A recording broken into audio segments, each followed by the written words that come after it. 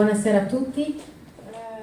Incentivar a conservação e o aprendizado do dialeto trazido pelos imigrantes italianos ao Brasil através da música. Esse é o objetivo do projeto Cantando em Italiano, da professora universitária, jornalista, intérprete e tradutora italiana Giorgia Miazzo, que busca reconstruir a memória histórica baseada no patrimônio linguístico-cultural da imigração italiana no Brasil. Giorgia esteve na região serrana apresentando o projeto e o resgate cultural da língua que não pôde falar na infância. Professora da Universidade Federal de Santa Catarina, Giorgia avalia o seu trabalho como uma ponte, dadas as inconsistências da história da imigração tanto na Itália quanto no Brasil. Ela revela também o resultado positivo da transformação do dialeto italiano em idioma e do título de Patrimônio Imaterial da Humanidade, conquistado em 2014. Então, eu fiquei aqui morando no sul do Brasil, Santa Catarina, mais de 10 anos atrás.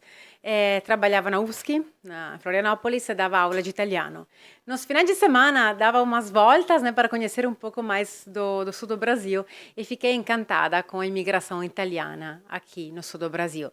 Eu sou linguista de formação e eu pensei que teria sido bom fazer alguma coisa para que não se perca esse patrimônio imaterial, antropológico, social, linguístico, cultural que vocês têm aqui no sul do Brasil. É um patrimônio único, não tem coisas parecidas. Temos muitos italianos que migraram no mundo inteiro, mas como se preservou aqui por causas históricas, não tem outro lugar no mundo.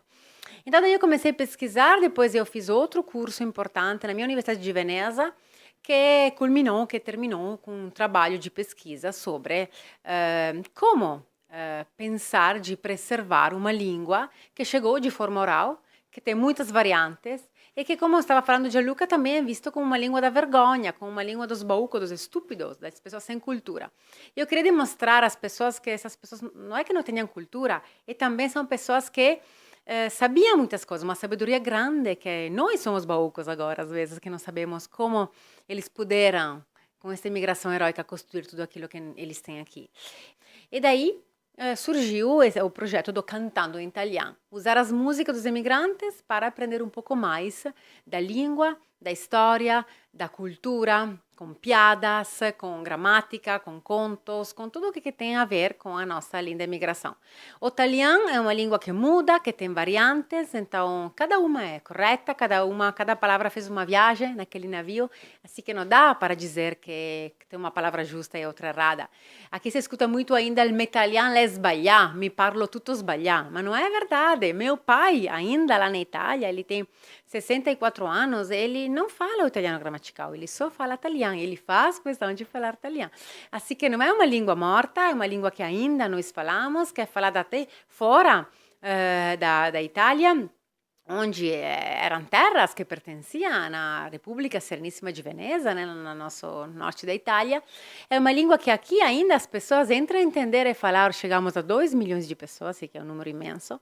Pena que com a minha geração já estamos entrando na época dos falantes passivos, ou seja, eles entendem, então entendem a língua, pegam, mas não conseguem mais fazer um discurso, né? Pegam frases, conseguem umas palavras e depois com nossos filhos, né, já a seguinte geração, já isso está até perdendo a escuta, né, a parte de entendimento. Isso é uma pena.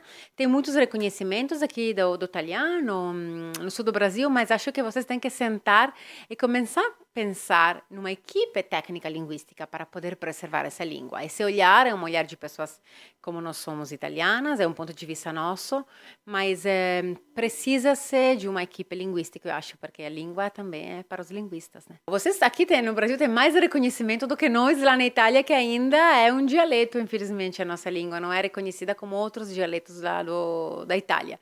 Eu vejo que é um primeiro passo para ter uma abordagem um pouco mais técnica para poder ensinar. Agora, o primeiro passo para que se possa salvar essa língua é botar 1 hora por semana de cultura, língua, história da imigração italiana nas escolas. Trabalhamos agora com mais ou menos 10 mil crianças aqui no Brasil e muitas delas não sabem nem que o sobrenome dele é um sobrenome de origem italiana. E isso é o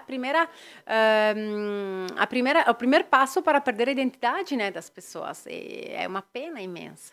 Sicuramente non so comer polenta, como a nossa palestra é um pequeno resumo dessas respostas. Nós começamos da história, mostramos vídeos, até que as pessoas morriam nos navios, né? Porque eles precisam de saber o que foi. Não é essa página da vergonha que foi esquecida, foi escondida, porque foi uma grande vergonha para o governo brasileiro, para o governo italiano, que os dois se portaram muito mal com os imigrantes.